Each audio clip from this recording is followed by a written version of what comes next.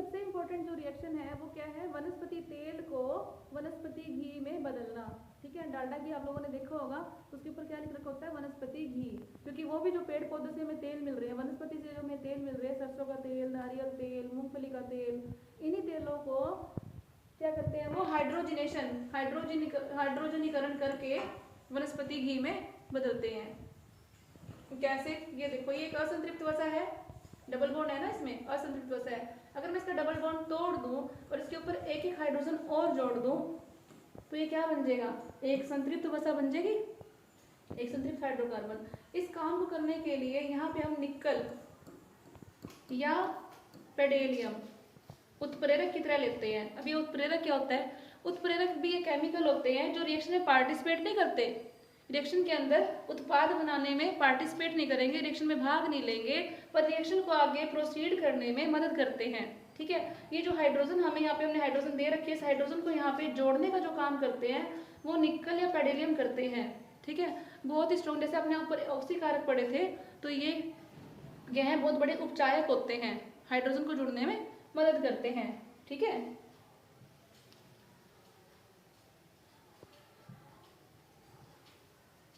अब इसके बाद हमसे पूछा जाता है कि कौन अच्छा है, वनस्पति तेल या वनस्पति घी। ठीक है, वनस्पति तेल या वनस्पति घी। यहाँ लिख रखा है कि असंतृप्त हाइड्रोकार्बन स्वास्थ्यवर्धक होते हैं। जो असंतृप्त वसा होती है, ठीक है, जो तेल होते हैं वो ज्यादा अच्छे होते हैं। जंतुओं से प्राप्त वसा जैसे कि देसी घी आदि सामान्यतः स्वास्थ्य के लिए हानिकारक होती है। संतृप्त वसा अम्ल वाले तेलों को ही भोजन पकाने के लिए इस्तेमाल करना चाहिए, क्योंकि ये स्वास्थ्य के लिए हानिकारक नहीं होते। ठीक है, प्रतिस्थापन अभिक्रिया, चौथी अभिक्रिया जो है इसके अंदर वो प्रतिस्थापन अभिक्रिया है। प्रतिस्थापन अभिक्रिया, अब प्रतिस्थापन अभिक्रिया में क्या होगा, प्रतिस्थापन किसका करना है, हमने देखा था कि जैसे मैंने आपको चौथे चार क्या पढ़ाया था मैंने आपको, वो प्राकार्यात्मक समूह पढ़ाए थे, प्राकार्यात्मक समूह पढ़ाए थे ना मैंने, OH, COOH, C double bond O, दोनों साइड R ग्रुप लगा था, कीटोन ग्रुप, अल्कोहलिक ग्रुप, एक एल्डिहाइड ग्रुप, ये मैंने आपको पढ़ाए थे। लेकिन मैंने आपको एक हैलोजन बताई थी, हैलोजेंस मैंने कहा था फ्लोरीन, क्लोरीन, ब्रोमीन, आयोडीन, कि इनका नाम पीछे की जगह आगे जुड़ता है, क्लोरोमीथेन। ठीक है, वो कैसे करते हैं, जैसे कि मैंने मीथेन लिया और क्लोरीन लिया। ठीक है, यहाँ पे क्या आएगा, यहाँ पे सूर्य का प्रकाश भी आएगा, बिना सूर्य के प्रकाश के, ये लिख रखा है सूर्य का प्रकाश। ठीक है, तो बिना सूर्य के प्रकाश के ये रिएक्शन, बिना सूर्य के प्रकाश के ये रिएक्शन पॉसिबल नहीं है। ये रिएक्शन कैसे होती है, CH4 प्लस Cl2, क्लोरीन आई इसके पास, हमें पता है कि इसके 4 आबंध हाइड्रोजन से बने हुए हैं, हाइड्रोजन, हाइड्रोजन, हाइड्रोजन और हाइड्रोजन। ठीक है, साथ में ये क्लोरीन, यहाँ पे क्या है, सूर्य का प्रकाश, ये H लिख दिया मैंने, सूर्य का प्रकाश होता है ये।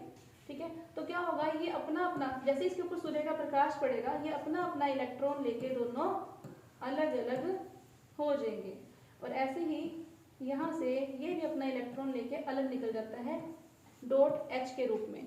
ठीक है, और यहाँ पे मेरे पास क्या बचता है, मेरे पास बचता है कार्बन के साथ 3 हाइड्रोजन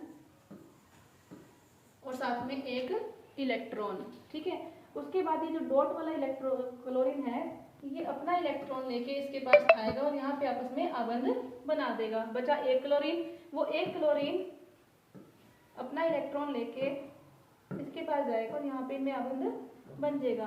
तो इस प्रकार हमारे पास 2 उत्पाद बनते हैं, HCl और CH3Cl। अब आगे बढ़ते हैं हम कार्बन यौगिकों के रासायनिक गुण और धर्म। कार्बन यौगिक कौन से पढ़े थे हमने, इथेनॉल पढ़ा था, इथेनोइक अम्ल पढ़े थे हमने। ठीक है, प्रोपेनॉन पढ़ा था। तो आपके सिलेबस में इसमें क्या है, आपके सिलेबस में इथेनॉल है और इथेनोइक अम्ल है, एस्टर्स हैं आपके सिलेबस में, मैं बताती हूँ आगे आपको। तो कार्बनों के रासायनिक गुण धर्म क्या होते हैं, कार्बन के मैंने आपको अपर रूप पढ़ाए थे, हीरा, ग्रेफाइट और फुलरेंस। ठीक है, उनके मैंने आपको उपयोग भी पहले ही बता दिए थे। ठीक है, पिछले वीडियो नंबर 2 में आपको वहाँ पे मैंने अपरूप पढ़ा रखे हैं, तो वहाँ पे तो उसके हमने भौतिक गुणों का प्रयोग देखा था। और रासायनिक गुण क्या है कि यह अपने सभी अपरूपों में कार्बन ऑक्सीजन के दहन करके ऊष्मा और प्रकाश और कार्बन सेट देता है। यह पहले देख चुके हैं सारी रासायनिक अभिक्रियाओं में, ठीक है। दहन के अधिकांश कार्बन यौगिक भी प्रचुर मात्रा में ऊष्मा और प्रकाश मुक्त करते हैं, ठीक है। दहन करने पर कार्बन यौगिकों को सरलता से ऑक्सीकृत किया जा सकता है, सरलता से वो कार्बन जो है वो ऑक्सीजन से अभिक्रिया कर लेते हैं। पैडेलियम और निकल हमने कहाँ प्रयोग किया था, जहाँ पे हमने असंतृप्त वसा को संतृप्त वसा में कन्वर्ट किया था, डालडा घी वनस्पति तेल को वनस्पति घी में बदलने के लिए, ठीक है। तो ये थे इसके रासायनिक प्रयोग। अब आता है ये कि संतृप्त हाइड्रोकार्बन, जो संतृप्त हाइड्रोकार्बन होते हैं वो कई बार बर्तनों को काला कर देते हैं। आपके लास्ट ईयर पेपर में 2018 में भी क्वेश्चन आया था कि संतृप्त वसा कई बार क्या करती है, बर्तनों को काला कर देती है। संतृप्त हाइड्रोकार्बन जैसे कि मीथेन, ये एक संतृप्त हाइड्रोकार्बन है। ब्यूटेन, जो आपका एलपीजी सिलेंडर आता है जो आप घर में प्रयोग करते हैं सिलेंडर, उसके अंदर कौन सी गैस होती है, उसके अंदर ब्यूटेन होती है, 4 कार्बन वाली ब्यूटेन गैस भरी होती है उसमें, एन ब्यूटेन, नॉर्मल ब्यूटेन होती है, इसका कोई आइसोमर नहीं होता। तो जो ये ब्यूटेन गैस है कई बार बर्तनों को काला करती है, बर्तनों की तली काली लगती है, क्यों, जब इसका पूर्ण रूप से दहन नहीं होता, मतलब इसको जो ऑक्सीजन मिल रही है वो प्रचुर मात्रा में नहीं मिलती, प्रचुर मात्रा इसकी नहीं मिलती। तो ऑक्सीजन की अनुपस्थिति में या प्रचुर मात्रा ना मिलने के कारण वो बर्तनों को काला करती है, क्योंकि उसका पूर्ण रूप से दहन नहीं होता। वायु की आपूर्ति को सीमित कर देने पर हाइड्रोकार्बन का पूर्ण दहन नहीं हो पाता। इस अपूर्ण दहन होने पर संतृप्त हाइड्रोकार्बन से कजली ज्वाला निकलती, मतलब काले वाली ज्वाला निकलती है, ठीक है। इसके कारण जो बर्तन है उसकी तली काली पड़ जाती है।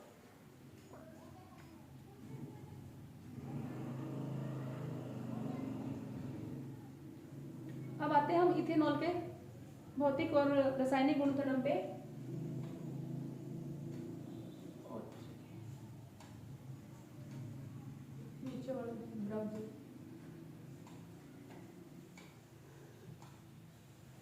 इथेनॉल, इथेनॉल के भौतिक गुणधर्म।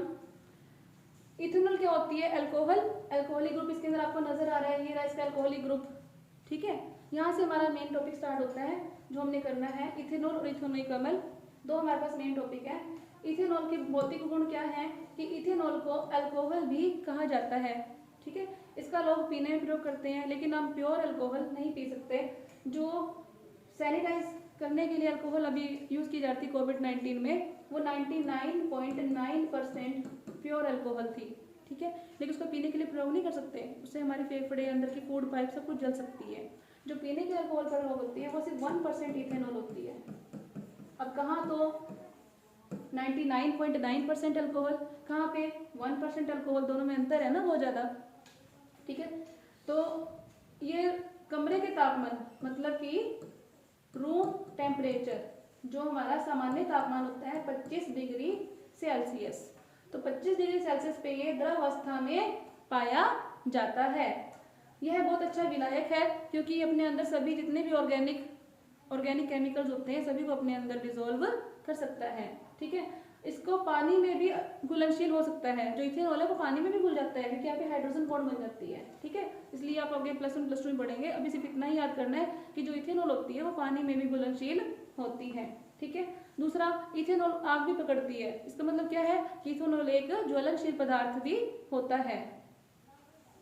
तो इसके भौतिक गुण थे, रूम टेम्परेचर पे ये द्रवस्था मिलती है, ठीक है, द्रवस्था मिलना, अच्छा विलायक होना, पानी में घुलनशील, और इसका दहनशीलता मतलब कि ज्वलनशीलता काफी उच्च होती है।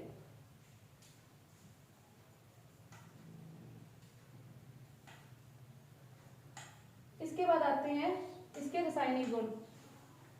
रासायनिक गुण क्या है, सबसे पहले दहन, हमने 4 अभिक्रियाएं पढ़ी थी ना अपनी रासायनिक गुणों के लिए। तो सबसे पहले दहन ये करेगी, हाँ जी ये दहन करेगी, ऑक्सीजन की उपस्थिति में जल के ये भी हमें कार्बन डाइऑक्साइड और जल प्रदान करती है, और साथ में क्या निकलेगा, ऊष्मा और प्रकाश, निर्जलीकरण। अब निर्जलीकरण क्या होता है? निर्जलीकरण, निर का मतलब बाहर निकलना, जल का मतलब पानी और करण का मतलब कार्य। ठीक है, जहाँ पे पानी बाहर निकलता है। पानी कैसे बाहर निकलता है? जब हम इथेनॉल को CH3CH2OH, ठीक है, CH3CH2OH को हम सल्फ्यूरिक अम्ल H2SO4 के साथ गर्म करते हैं तो क्या होता है? इसमें से जल का अणु बाहर निकल जाता है। ठीक है, क्योंकि जो सल्फ्यूरिक अम्ल है वो इसका निर्जलीकरण करता है। ठीक है, यहाँ से हमें एल्कीन मिलती है, यहाँ से हमें CH2 डबल बॉन्ड CH2 एक एल्कीन मिलेगी और H2O का मॉलिक्यूल बाहर निकल जाएगा। ठीक है, ऑक्सीकरण। इसके बाद कौन सी अभिक्रिया आती है? ऑक्सीकरण, मतलब कि इसके अंदर हम ऑक्सीकारक का प्रयोग करेंगे। मैंने आपको पहले बता दिया था कि जब इथेनॉल CH3CH2OH इसका हम ऑक्सीकरण करते हैं, ऑक्सीजन कौन देगा हमें? जो हम यहाँ पे ऑक्सीकारक का प्रयोग करेंगे, KMnO4। ठीक है, जो मैं इसमें KMnO4 का प्रयोग कर रही हूँ मैं, ठीक है, तो वो क्या करेगा? वो यहाँ पे एक ऑक्सीजन मॉलिक्यूल इसके अंदर ऐड कर देगा। जब इसके अंदर ऑक्सीजन ऐड होगी तो 2 हाइड्रोजन निकल के जाएंगे, ये CH3 एज इट इज, और जो ये वाला कार्बन है इस कार्बन पे 2 हाइड्रोजन हटा के हम यहाँ लगा देंगे ऑक्सीजन, जो कि इसने दी, ये वाली ये इसने दी है। ठीक है, और साथ में OH, तो ये क्या बन गया? इथेनोइक अम्ल। इथेनोइक अम्ल। ठीक है, मेन इंपॉर्टेंट रिएक्शन इसकी यही है। सेकेंड है इसका लास्ट वन पॉइंट, एस्टरीकरण। एस्टेरिफिकेशन क्या होता है? जब ये इथेनॉल CH3CH2OH कार्बोक्सिलिक अम्ल, मतलब कि जो हमने बनाया था CH3CH2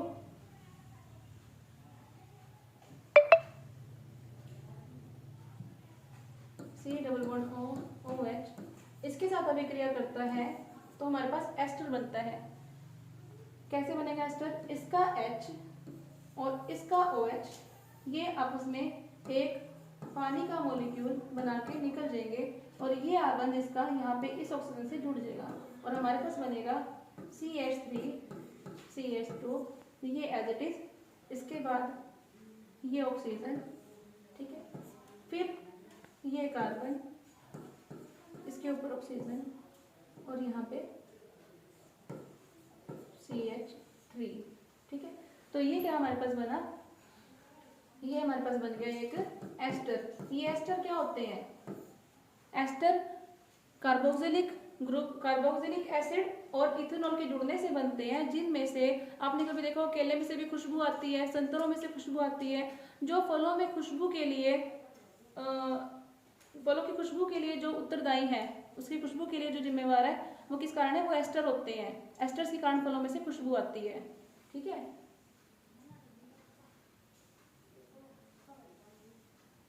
तो इथेनॉल का प्रयोग हम कहाँ कर सकते हैं?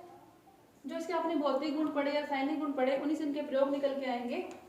सबसे पहले इसको पीने के लिए प्रयोग किया जाता है, क्योंकि ये क्या करता है? नशा करने के लिए प्रयोग की जाती है। सभी अल्कोहलिक पेय पदार्थों का महत्वपूर्ण अवयव होता है। उद्योग में इसका उपयोग एक अच्छे विलायक के रूप में किया जाता है। हमने बताया था आपको कि ये एक अच्छा विलायक है, अभी जब हमने भौतिक गुण पढ़े थे। इसका उपयोग टिंचर, आयोडीन, कफ सिरप, कफ है बेटे यहाँ पे, ये कफ सिरप मतलब जो खांसी की दवाइयाँ होती है उनको बनाने के लिए भी इनका प्रयोग किया जाता है। टॉनिक होते हैं, मल्टीविटामिन टॉनिक, जो शरीर में कमजोरी आने पे दिए जाते हैं, उन सबके अंदर अल्कोहल होती है। कफ सिरप आपने जब पिया होगा, आपको हल्की सी हवाड़ भी आई होगी, ठीक है, खांसी की दवाइयों में, तो वो अल्कोहल की वजह से होती है। इसका हम प्रयोग सिपरेट बनाने के लिए भी करते हैं। इथेनॉल जो लैब है, लैब में सिपरेट लैम्प जलाने के लिए उसके अंदर इथेनॉल डाली जाती है, तो सिपरेट लैम्प बनाने के लिए भी इसका प्रयोग किया जाता है। और इथेनॉल का प्रयोग एक अच्छे ईंधन के रूप में भी किया जाता है, क्योंकि ये जलने पर हमें कार्बन डाइऑक्साइड और जल प्रदान करते हैं। ठीक है, इथेनॉल का प्रयोग हानिकारक है। अगर ये अल्प मात्रा में लिया जा रहा है तो हल्की सी मदहोशी देता है, हल्का सा नशा होता है। लेकिन अगर हम इथेनॉल के अंदर मीथेनॉल मिक्स करके पीते हैं, मीथेनॉल, तो मीथेनॉल क्या होता है? एक जहरीला कंपोनेंट है, जहरीला हिस्सा है शराब का। उससे ये जो इथेनॉल है वो जहरीली हो जाती है, तो वो मनुष्य के लिए अच्छी नहीं होती। ठीक है, इथेनॉल एक अल्पकालिक उपयोग से उल्टी, सिरदर्द, लड़खड़ाती जुबान, जिसको आदत नहीं है पीने की, अगर वो पहली बार पीता है तो क्या होता है, उल्टी आना, सिर में दर्द आना, इसके नॉर्मल से सिम्टम है। इथेनॉल का लंबी अवधि तक प्रयोग करने से अल्कोहलिक, विषाक्त, यकृत रोग मतलब कि लीवर की इन्फेक्शन होना, तंत्रिका क्षति, अपने सोचने समझने की शक्ति का खोना, मस्तिष्क के स्थायी स्थिति के रूप में कई स्वास्थ्य समस्याओं से पीने वाला व्यक्ति ग्रसित हो जाता है। उसको मेंटली डिस्टर्बेंस हो सकती है, मेंटली टेंशन हो जाती है। ठीक है, अगर जिस दिन नहीं पीता तो उसका बीपी बढ़ जाता है। ठीक है, तो इसलिए अल्कोहल पीना हमारे स्वास्थ्य के लिए हानिकारक होता है।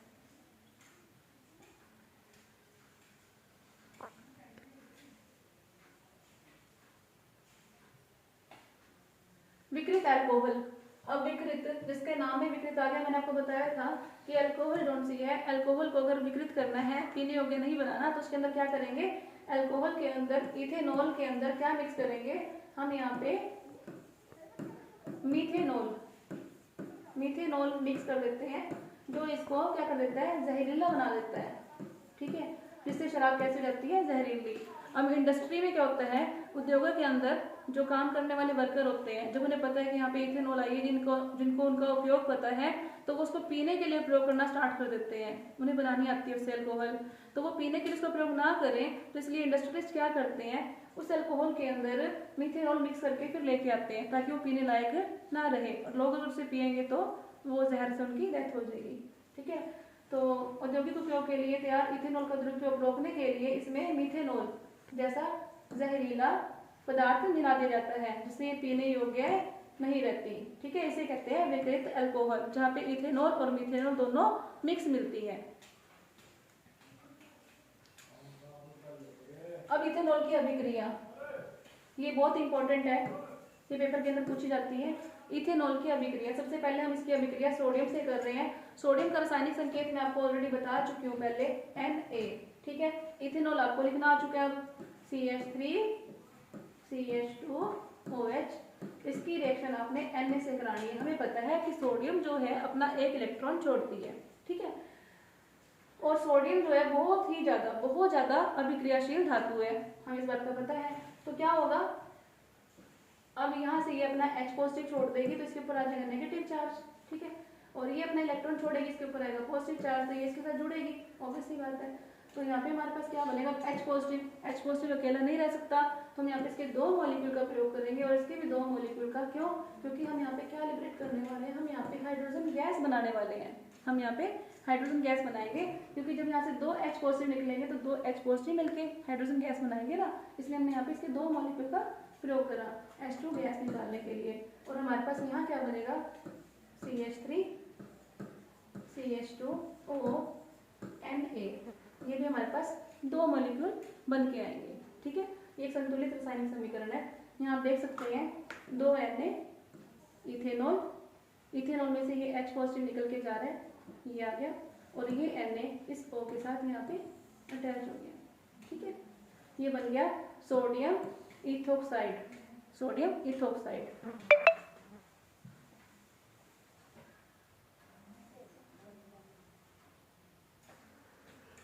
ये रिएक्शन भी आपको मैं पहले पढ़ा चुकी हूँ, जहाँ पे हमने इसके रासायनिक गुणधर्म पढ़े थे इथेनॉल के। हमने वहाँ पढ़ा था कि इथेनॉल को जब हम सल्फ्यूरिक एसिड के साथ गर्म करते हैं तो ये क्या करती है, इसका निर्जलीकरण करती है। तो निर्जलीकरण में हमने ये रासायनिक अभिक्रिया पढ़ी थी। निर्जलीकरण किसको, जब मैं H2SO4 के साथ गर्म करूंगी तो ये क्या करेगी, ये यहाँ से एक H2O का मॉलिक्यूल छोड़ देगी। ठीक है, ये H2O का मॉलिक्यूल यहाँ से नहीं निकलता, मैं आपको दिखाती हूँ कैसे होती है रिएक्शन। ये इसके ऊपर 3 हाइड्रोजन लग रहे हैं, 1 2 3, और यहाँ पे 2 हाइड्रोजन है, और यहाँ पे 2H। ठीक है, इसमें मैंने जब H2SO4 ऐड किया, H2SO4 बहुत स्ट्रॉन्ग, बहुत ही ताकतवर निर्जलीकारक है। ये यहाँ से इसमें से OH और इसमें से H पॉजिटिव निकालेगा, जिसकी वजह से यहाँ पे एक डबल बॉन्ड, इसका इलेक्ट्रॉन फ्री हो जाएगा ना ये वाला, और इसका यहाँ से ये इलेक्ट्रॉन फ्री हो जाएगा, तो यहाँ पे डबल बॉन्ड आ जाएगी। ठीक है, और यहाँ पे हमारे पास बनेगा CH2 डबल बॉन्ड CH2। ठीक है, और साथ में निकलेगा H2O। ठीक है, इसका OH और इसका H दूसरी कार्बन का X पॉजिटिव निकलता है, जिसकी वजह से इसके बीच में डबल बॉन्ड आ जाती है। ठीक है, इसे बोलते हैं निर्जलीकरण अभिक्रिया। ठीक है, इसको आप इसके गुणधर्म में पढ़ चुके हैं रासायनिक में, और यहाँ पे अभिक्रिया मैंने अलग से भी पढ़ा दिया है। इसके बाद आते हैं इथेनॉइक अम्ल पे।